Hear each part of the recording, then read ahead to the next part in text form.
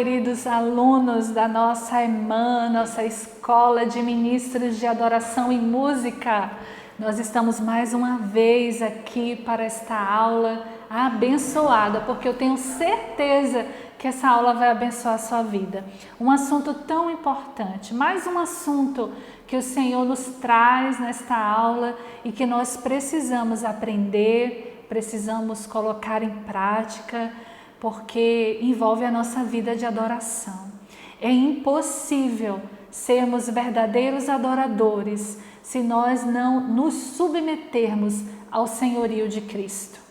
Nós precisamos entender o que isso significa, nós precisamos entender as características do reino de Deus, nós precisamos nos avaliar se estamos realmente caminhando segundo a vontade do Senhor. E a palavra Senhor é uma palavra muito comum na nossa língua e ela com certeza não tem a mesma conotação que ela tinha no início da igreja, naquela época dos impérios, principalmente ali no Império Romano. Quando se falava que alguém era Senhor, não se estava apenas usando um pronome de tratamento, estava falando de alguém que governava, de alguém que merecia respeito e total obediência. E é por aí que nós queremos começar a nossa aula. Qual o significado da palavra Senhor na Bíblia? O grego é kurios e algumas traduções se fala Kyrios, e havia uma frase de louvor que deveria ser dita por todos os súditos do império e deveriam dizer: César é o Senhor.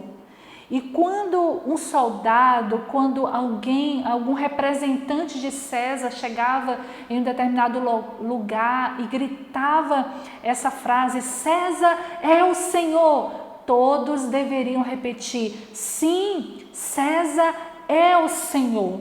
Mas o que é que eles estavam dizendo com aquilo? Que César governava eles completamente, que César mandava e eles obedeciam sem qualquer tipo de questionamento. Eles estavam adorando César, eles estavam dizendo debaixo de que governo eles estavam.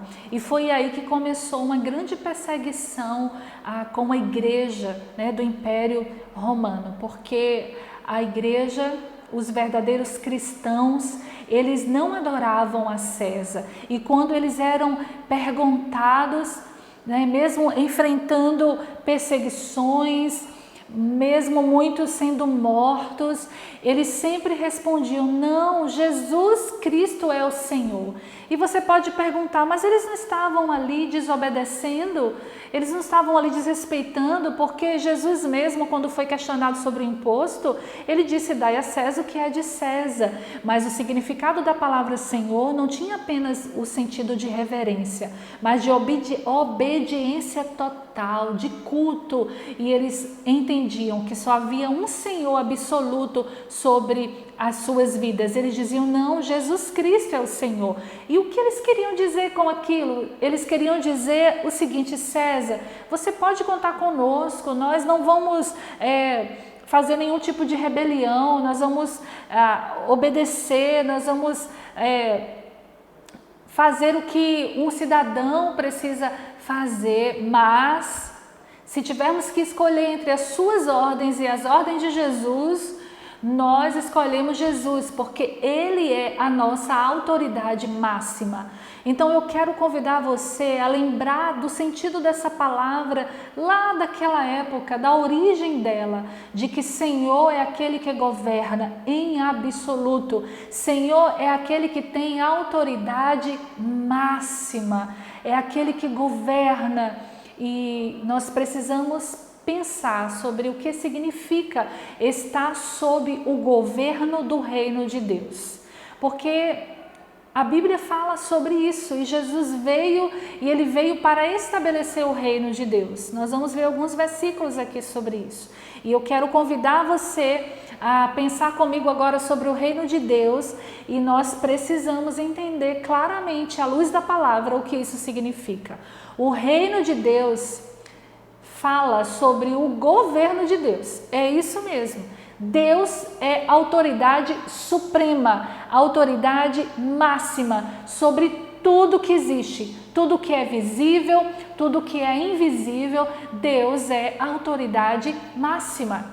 Ele é o Senhor, Ele reina, Ele é o Senhor absoluto. E vários salmos, eu amo salmos, e vários salmos falam sobre o governo de Deus, sobre o reino de Deus, sobre o trono de Deus. E eu separei aqui o Salmo 93, apenas o verso 1 e 2. Ele diz assim: o Senhor reina, está vestido de majestade, o Senhor se revestiu, cingiu-se de fortaleza, o mundo também está estabelecido, de modo que não pode ser abalado. O teu trono está firme desde a antiguidade, desde a eternidade tu existes. O governo de Deus, ele é eterno. Ele está acima de tudo, Ele tem poder supremo, superior, Ele é o Rei de toda a terra. E nós precisamos nos lembrar também que o Evangelho que nós cremos, o Evangelho que nós professamos, o Evangelho que nós ouvimos, as boas novas de salvação, é o Evangelho do Reino de Deus.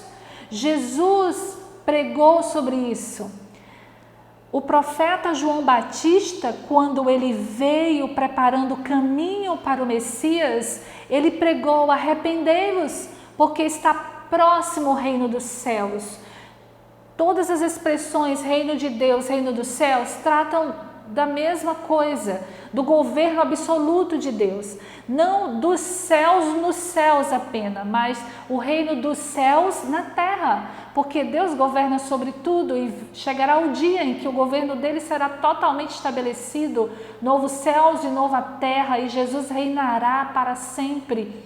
E aqueles que forem julgados e que não tiverem recebido Jesus como Senhor da sua vida, infelizmente, tristemente, nós falamos isso com tristeza, eles serão afastados do reino de Deus, serão lançados no fogo, no lago ardente. Jesus falou isso, mas aqueles que foram fiéis ao Senhor, receberam Jesus como Senhor da sua vida, serão introduzidos ao reino eterno. Nós já experimentamos, irmãos, não é?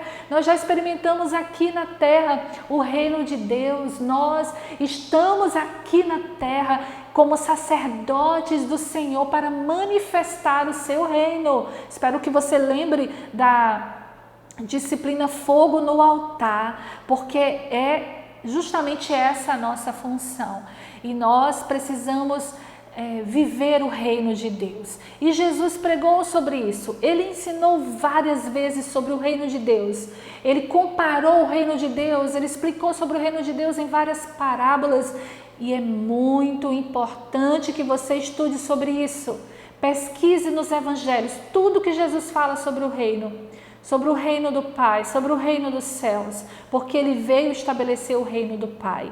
E ele disse aqui em João 3:3, Jesus respondeu e disse-lhes: na verdade, todas as vezes que você lê essa expressão, na verdade, é uma expressão que está nos chamando a atenção para algo muito importante. Olha, preste bem atenção, mas preste muita atenção. É como se Jesus estivesse falando isso.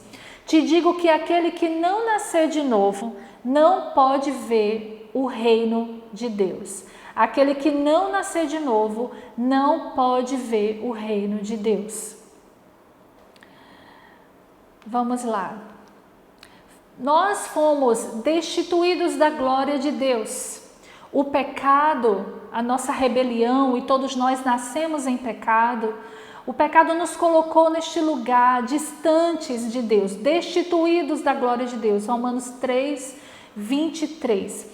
E o Evangelho, a boa notícia do Evangelho é de que o reino de Deus chegou a nós. Agora nós podemos nos tornar filhos, nós podemos ter de volta acesso à glória de Deus.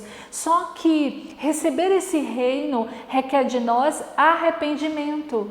Nós falamos na disciplina, Libertos para Servir, sobre o que significa arrependimento. Arrependimento é conversão, é dar a volta, não é remorso, não é reconhecimento apenas intelectual, é mudança total de atitude. Esse arrependimento que vai gerar em nós, essa conversão, ele chegou e vai ser confirmado pela fé que nós temos em Jesus, porque Jesus é que salva, Jesus que nos adentra ao reino de Deus, e assim nós entramos, nos arrependendo e crendo em Jesus. E o que isso significa de maneira bem prática? Da nossa parte, significa que nós temos um compromisso total de vivermos sob o governo de Deus. Você está escutando isso? Um compromisso total a receber o reino de Deus, receber a palavra do Evangelho, crer em Jesus como nosso Salvador e Senhor, porque Ele é Senhor. Muitos querem a salvação e não querem o senhorio de Cristo. Olha, eu quero dar essa boa notícia para você. Não existe separação entre Jesus Salvador e Jesus Senhor. Não existe diferença entre ser salvo e se submeter ao senhorio de Cristo. Não existe essa separação. Da nossa parte, significa que nós entramos no reino de Deus e agora nós temos um compromisso total de vivermos submissos ao governo do Senhor, sujeitando-nos à autoridade de Jesus Cristo. Da parte de Deus, isso significa que Ele perdoa os nossos pecados, aleluia!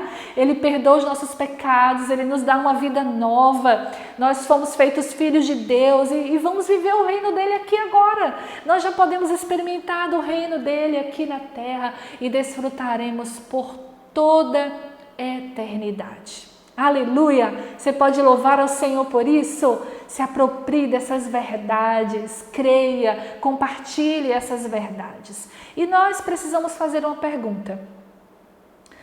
Nós estamos submetidos ao reino de Deus? Porque o reino de Deus é real. O reino de Deus, ele, crendo ou não, ele existe.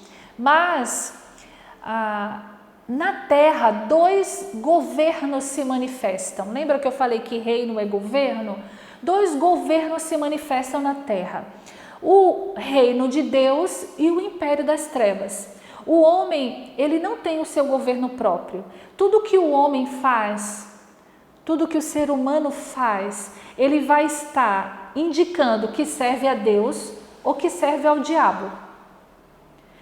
Ele está ou debaixo do reino de Deus ou debaixo do império das trevas. Então eu preciso decidir, eu preciso escolher, não existe meio termo, a que governo eu pertenço. E a palavra do Senhor, ela é clara em nos falar sobre o reino de Deus e o império das trevas. Atos 26, 18. Atos 26, 18. Diz assim a palavra do Senhor: para lhes abrirdes os olhos e os converteres das trevas para a luz e da potestade de Satanás para Deus. Todos, por bons que sejam, por melhores que sejam, por pessoas caridosas, por pessoas bondosas, generosas, por pessoas de paz que sejam, se elas não recebem Jesus como Senhor das suas vidas, elas estão sob o domínio das trevas. Elas não estão servindo a Deus, elas não estão debaixo do governo, do reino de Deus. A fim de que recebam eles remissão, perdão de pecados, a culpa do pecado retirada e herança entre os que são santificados pela fé em mim. Jesus disse isso aqui, o apóstolo Paulo está repetindo o que Jesus falou com ele. Então nós entendemos que há uma transição do império das trevas para o reino de Deus, quando nós cremos em Jesus e somos santificados em Jesus, santificados. Há o processo de aceitação, de crer, e ao processo de santificação. Tudo isso faz parte da nossa salvação, de vivermos segundo o reino de Deus. Colossenses 1,13 nos fala claramente que Ele nos libertou do império das trevas e nos transportou para o reino do Filho do seu amor. Aleluia!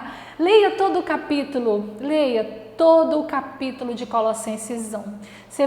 Você vai ver que hino maravilhoso está ali de exaltação ao Pai, ao que Jesus fez por nós. E aqui fala claramente, Deus nos transportou. Nós cremos em Jesus, nós recebemos Jesus como Senhor da nossa vida, nós somos transportados do império das trevas para o reino de Deus. Ele nos trouxe para o reino do Filho do seu amor. Aleluia, aleluia.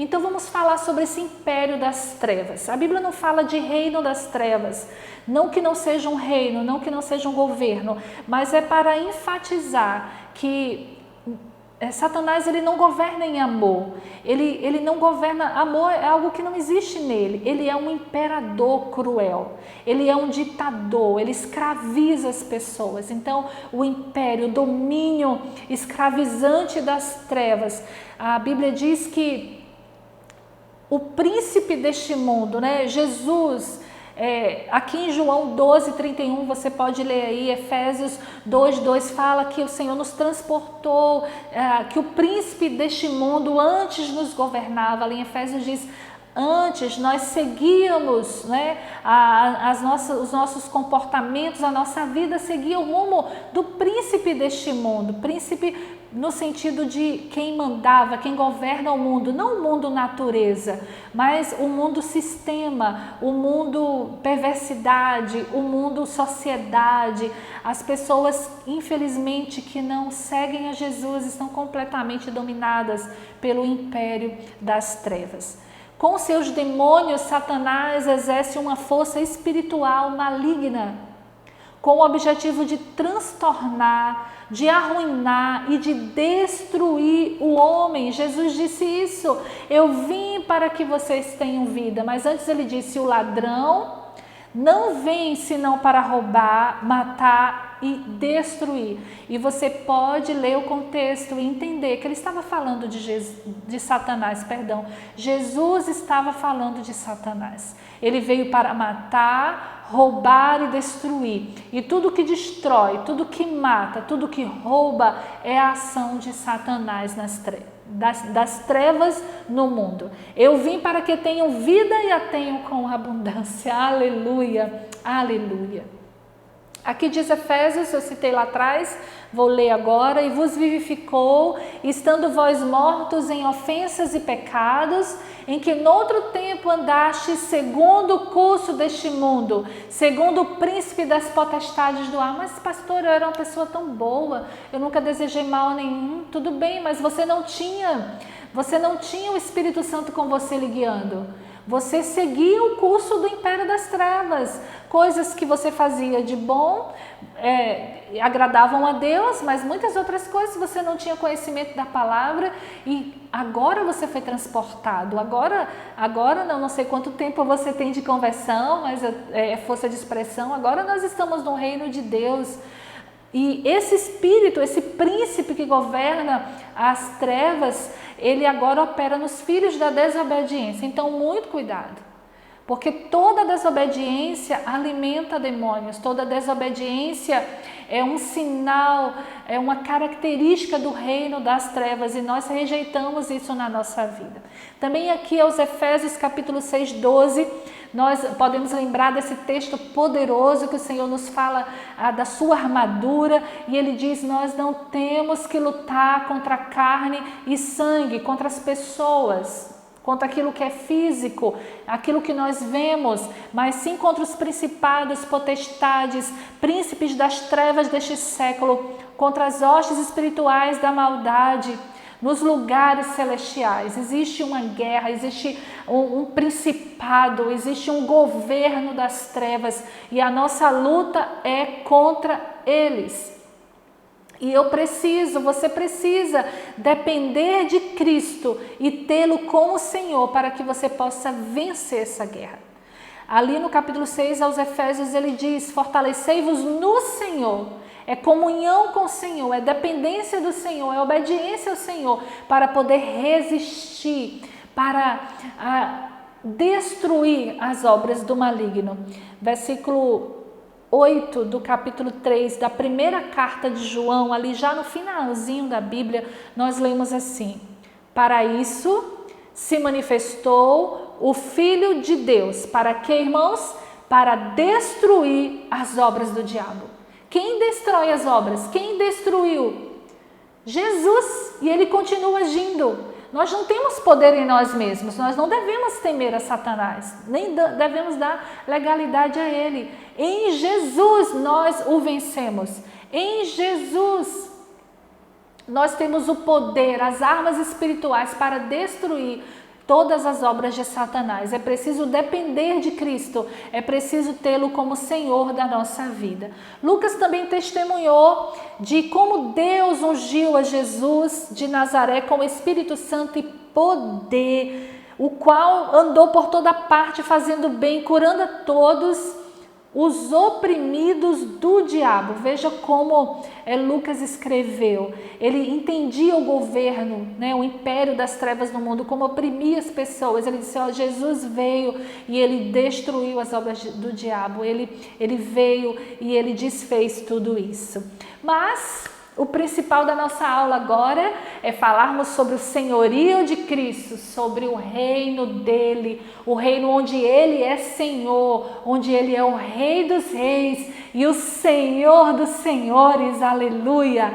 O governo de Jesus é exercido na luz.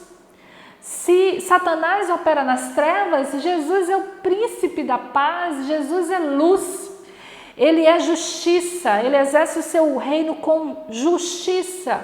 Muito cuidado com o conceito de uma graça fácil, de um Deus que ama e de um amor romântico que não disciplina, que não corrige, porque esse não é o amor e essa não é a graça de Deus.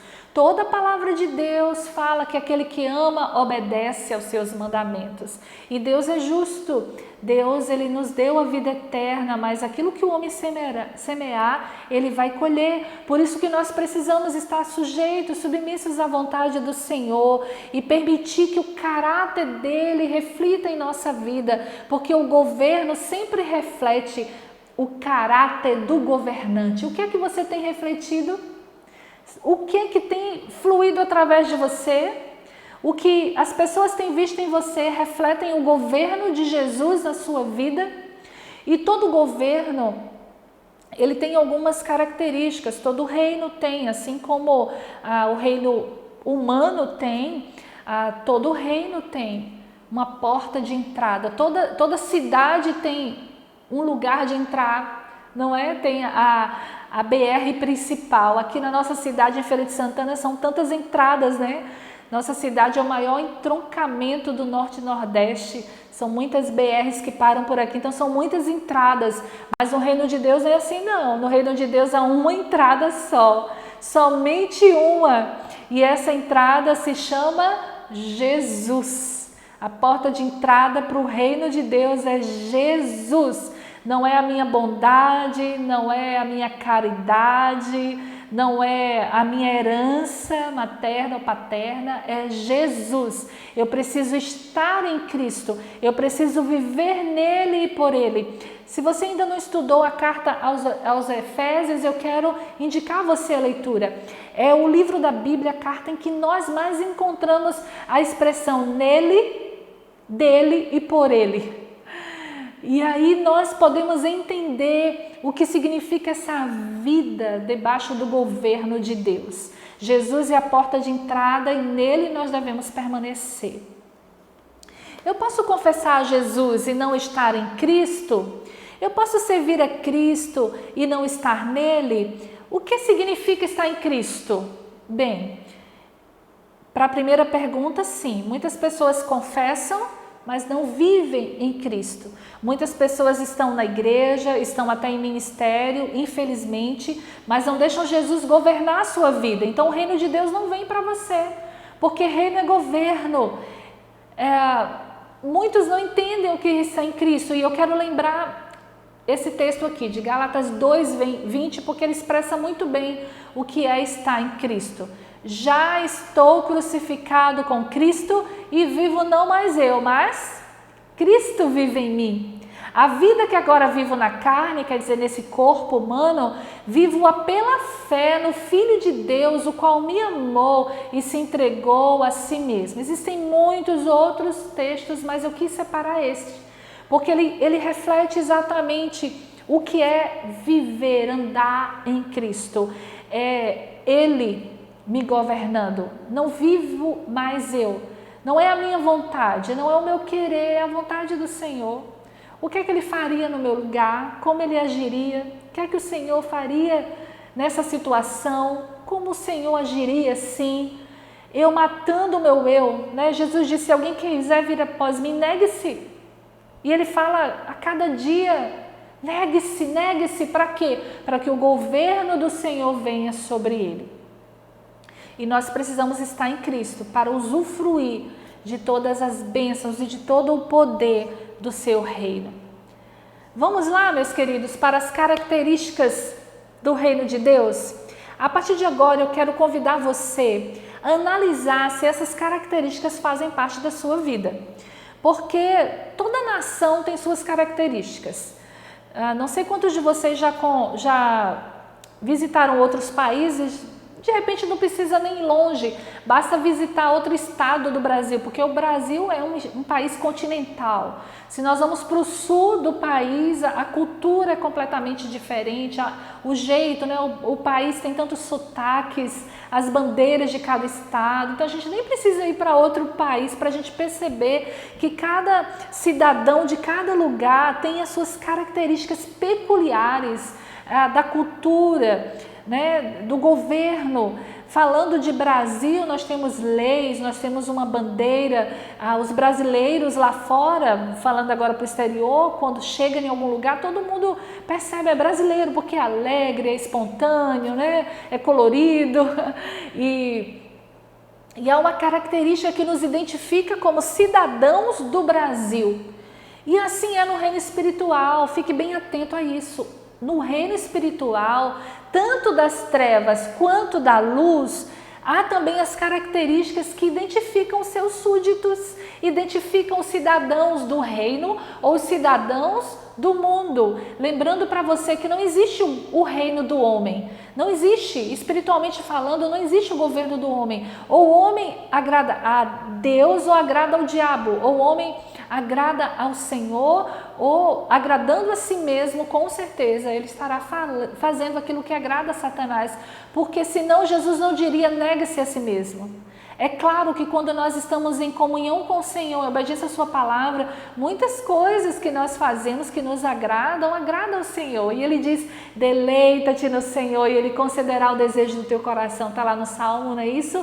Porque o Senhor fala isso em sua palavra, porque aquele que se deleita no Senhor, ele procura fazer a vontade do Senhor. Então tudo que nós fizermos e desejarmos vai estar alinhado à palavra, isso é maravilhoso. E aí o que nós pedimos ao Senhor, Ele vai conceder o desejo do nosso coração. Irmãos, o reino de Deus não é um império, Deus não obriga, Deus não impõe, Deus ensina, Deus mostra o caminho, Deus ama. E há consequências sim, porque Deus é justo, há consequências para quem obedece e para quem desobedece a palavra.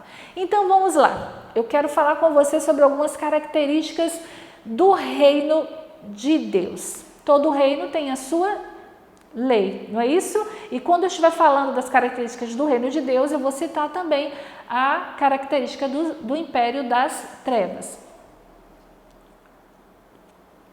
O que é a lei, queridos? A lei é o código de conduta, o que pode e o que não pode. Toda nação tem a sua lei, toda nação tem as suas normas, as suas regras. Grupos da sociedade menores, maiores, todos precisam ter normas para que haja harmonia, para que haja o bem-estar de todos, para que tudo concorra para o bem geral da nação, não é isso? Então, existem leis. É claro que muitas leis são injustas, mas isso aí faz parte da influência do império das trevas, não é? No coração do homem, longe de Deus. Mas nós estamos debaixo do reino de Deus e há uma lei que nos rege. A lei das trevas diz: viva como você quiser. Que nada, tem nada não. Deus entende, Deus é bom. Você está com vontade de fazer? Você se sente feliz? Faça. Isso te dá prazer? Ah, Deus é amor, que é isso? Se eu amo, por que Deus estaria contrário a esse relacionamento? Se eu estou feliz, faça o que você quiser, não tem nada a ver. Se tem uma frase típica de Satanás e que nos engana para que o império das trevas haja em nossa vida, para que a gente saia de debaixo do governo de Deus, é essa frase: não tem nada a ver. Não tem nada a ver. Nós precisamos analisar a luz da palavra. Não tem nada a ver mesmo? Ou é porque eu tenho um coração endurecido? É porque eu gosto disso e eu não quero deixar de fazer, não quero deixar de usar? Será que não tem realmente uma influência no reino espiritual? Meus irmãos, é tão sério aquilo que nós fazemos que a palavra do Senhor nos ensina lá em Romanos capítulo 14 que se você comer alguma coisa que escandaliza o seu irmão, deixe de comer. Você não pode dizer: tem nada não, ele que é fraco, o problema dele, eu não devo nada a ninguém. Não, no reino de Deus não é assim não. O amor está acima de tudo. E se o outro escandaliza porque você faz, você vai deixar de fazer, porque Jesus governa a sua vida. E o reino da luz é assim: viva como Jesus quer. Viva de acordo como Jesus deseja. Ele é o Senhor, lembra? Ele é o Senhor. Ele é quem governa absolutamente.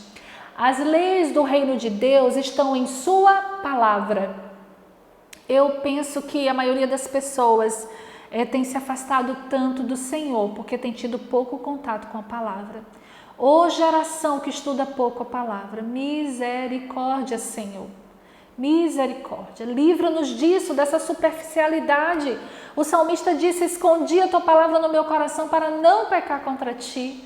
O primeiro salmo da Bíblia diz que aquele que não anda segundo o conselho dos ímpios, não se detém, não se assenta na roda dos escarnecedores, mas antes tem o seu prazer na lei do Senhor e na sua lei medita de dia e de noite. A Bíblia diz que esse homem é bem-aventurado, que tudo que ele faz prospera.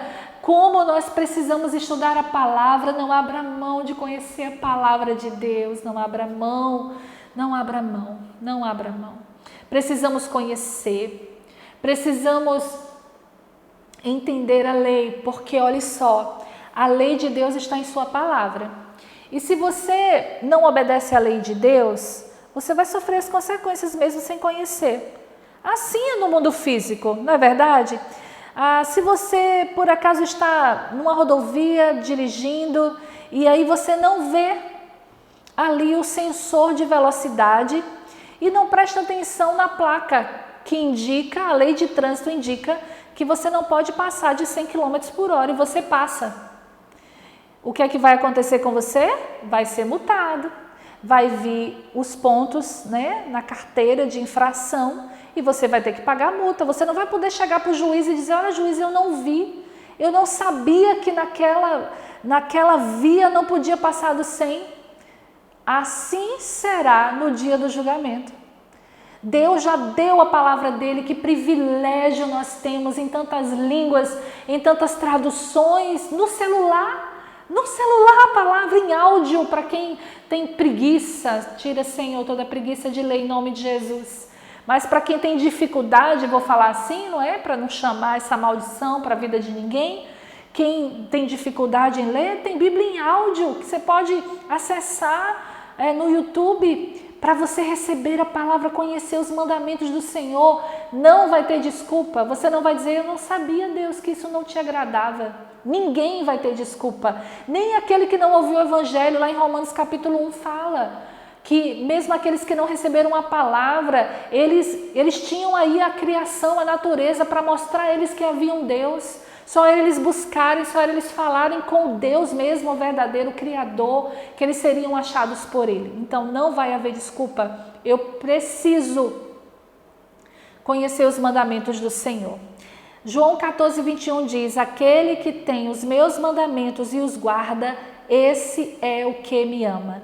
E aquele que me ama será amado de meu Pai, e eu amarei e me manifestarei a Ele. Irmãos, foi Jesus quem disse isso. Jesus disse: eu vou me manifestar. Aquele que tem os meus mandamentos. Ah, quantas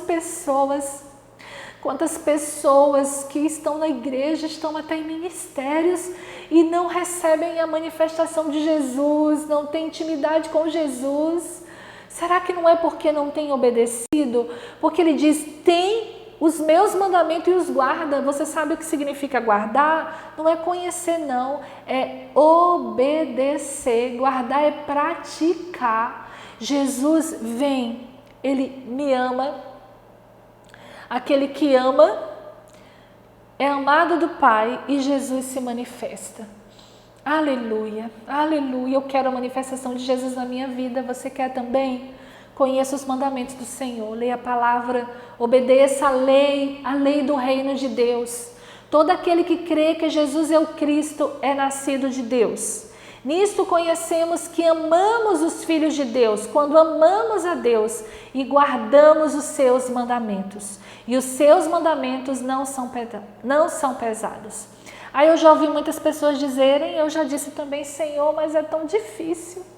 Senhor, é tão difícil perdoar. Senhor, é tão difícil me livrar desse sentimento. É tão difícil me livrar disso, dessa tentação. É difícil, mas não é pesado. O que a Bíblia está dizendo, que quando você renuncia, quando você se submete ao senhorio de Cristo, ao governo dele, o mandamento de Deus, que não é pesado, ele começa a agir na sua vida. Você vai ser levado a um nível de refrigério, de amor de Deus, de manifestação de Deus. E olhe, nesse texto aqui de João diz que aquele que crê em Jesus é nascido de Deus. Então, se é nascido de Deus, não tem outro caminho, tem que guardar os mandamentos, tem que obedecer. Não adianta dizer que ama a Deus e não obedece. Quem ama a Deus obedece. Quem ama a Deus obedece está confirmando que faz parte do reino de Deus, porque todo reino tem a sua lei, e a lei de Deus está na sua palavra. A outra característica do reino é o idioma, não é? Toda nação tem o seu idioma. Aqui no Brasil, português. Existem nações que têm mais de um idioma, tem dialetos, né? Várias línguas.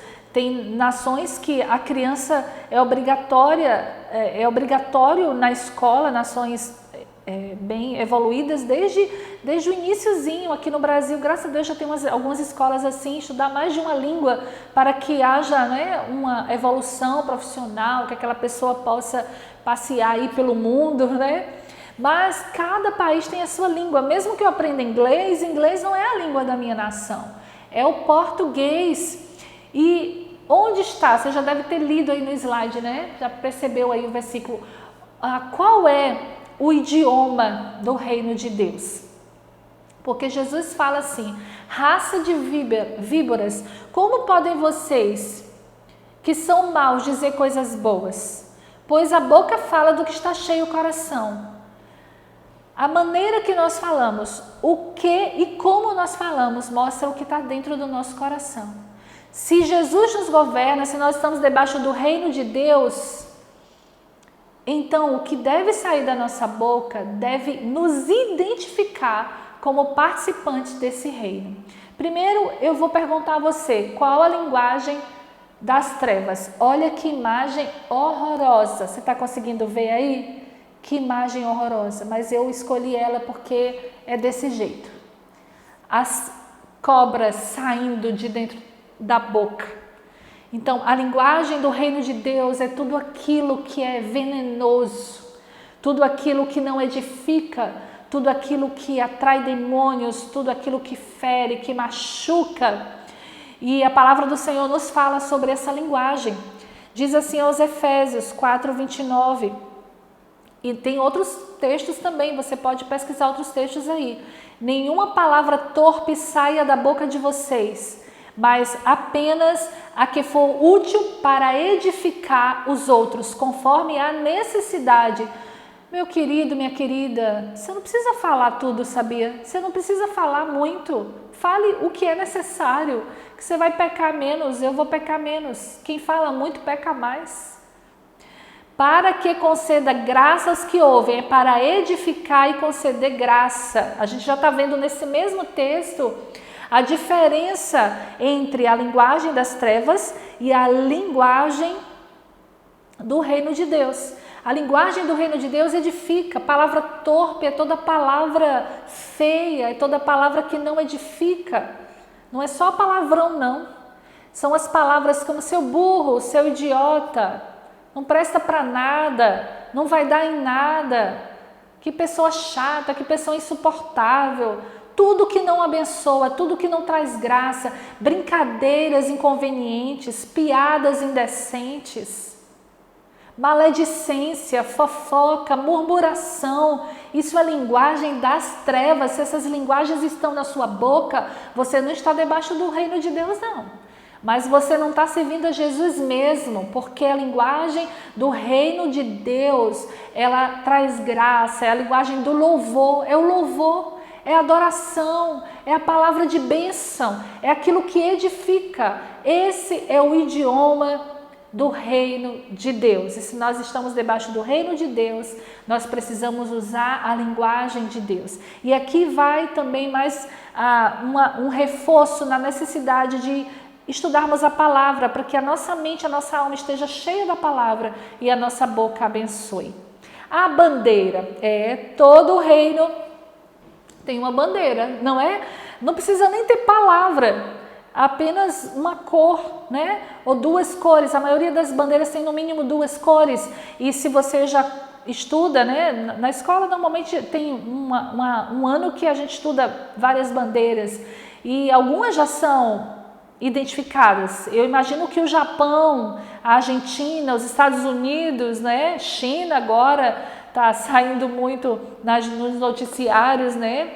A bandeira de Portugal, tantas bandeiras que nós olhamos assim, não, é esse país. Por quê? Porque a bandeira identifica o país daquele lugar, daquela embaixada, é a característica física de um país, a característica que é vista.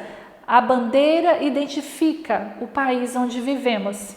A bandeira das trevas é o quê? É o egoísmo, é o ódio, é o pensar em si mesmo.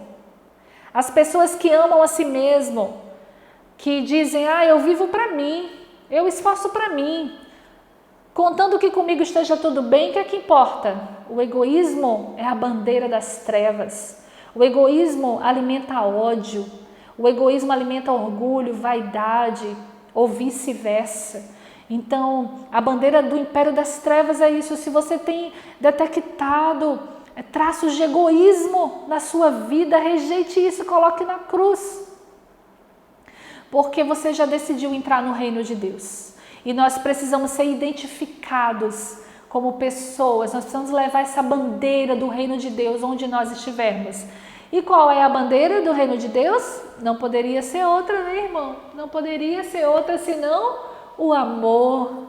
Não é um amor romântico, não é um amor que ama porque o outro me ama, porque o outro é bom, porque o outro é simpático. É o amor ágape, é o amor que está disposto a servir, a ajudar, a perdoar. Deus manda amar os inimigos. O que significa isso? Que eu vou trazer o inimigo para perto de mim? Não, é que se o inimigo precisar da minha ajuda, eu vou ajudar, eu vou orar por ele, eu não vou alimentar ódio por ele, não é? Então, Jesus disse, nisto todos conhecerão que sois meus discípulos, se vos amardes uns aos outros. Sem amor, irmãos, nada feito. Não queira ser conhecido, conhecida como alguém que canta bem, como alguém que toca seu instrumento bem, como alguém que é uma boa regente de coral, como alguém que prega bem, que evangeliza bem, que faz uma boa comida. Tudo isso é bom, tudo isso são elogios, né, bons de se receber, mas queira ser reconhecido, reconhecida pela excelência do seu serviço ao Senhor, que tem como motivação principal o amor. Essa é a principal motivação, o amor. Nisso todos conhecerão que nós somos discípulos de Cristo, e nós amarmos.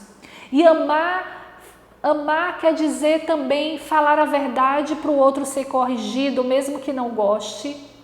Amar significa disciplinar. A Bíblia diz que Deus castiga a quem ama. Isso faz parte, você que é líder, você precisa disciplinar a sua equipe por amor. Se você não disciplinar, você não está amando. O amor é a marca, é a bandeira do reino de Deus. A lei, obedecer a palavra, obedecer os mandamentos, nós teremos consequências se não obedecemos, mesmo sem conhecimento. A linguagem do reino de Deus é aquilo que eu falo, como eu falo, o que eu falo me identifica como pertencente ao reino de Deus. E a bandeira, aquilo que eu carrego, que eu não preciso nem falar. A minha expressão de amor ao próximo vai confirmar que eu pertenço ao reino de Deus. Por que é tão importante, meus queridos? Porque nós precisamos tanto aprender sobre o senhorio de Cristo e nos submetermos a Ele. Porque não existe adoração sem isso. Adoração verdadeira é justamente submissão total ao Senhor. E eu gosto muito de uma expressão, de uma declaração do Bob Sorg, que ele diz, eu quero falar ela para você aqui, eu acho que eu já falei em outra aula, mas se eu não falei, estou falando agora, se eu falei, vou repetir, tá bom? E você guarda aí no seu coração. O Bob Sorg é um servo do Senhor, escritor, ministro de louvor, teve câncer de garganta uns anos atrás, deixou de cantar, mas as suas mais poderosas experiências com Deus foi depois desse momento difícil da sua vida. Mas ele prega, existem pregações dele aí na internet, você pode acessar, vários livros, qualquer livro do Bob Sorg você pode ler de olho fechado, você pode comprar de olho fechado, ler não que você vai precisar abrir, você vai precisar abrir o olho, né? Mas lendo um dos livros dele eu encontrei essa declaração. Irmãos, é isso que eu busco e eu quero transmitir para você esse desejo, eu quero orar para que você tenha esse anseio todos os dias.